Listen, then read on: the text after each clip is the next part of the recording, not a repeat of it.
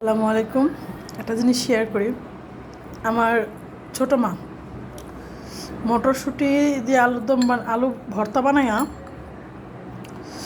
পরোটা ভাজছে। দেখেন পরোটাটা কত সুন্দর হয়েছে এবং খাইতেও খুব টেস্ট হয়েছে।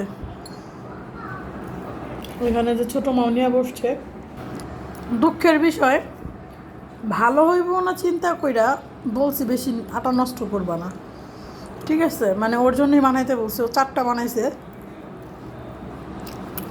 তো আমরা চারজনের ভিতরে 3জন খাচ্ছি আর কি। কিন্তু বিলিভ করেন খাবারটা এত টেস্ট হয়েছে, মানে ও এত ছোট হয়ে যায়, এত মজাদার পরোটা বানাইতে পারে বলার বাইরে। দেখতে ভালো লাগতেছে। সবাই আমার মার জন্য দোয়া করবেন। এটা আমার ছোটো মা। আমার অনলি 2টা মা, একটা হচ্ছে বড়ো মা, একটা হচ্ছে ছোটো মা। খুদা হাফেজ।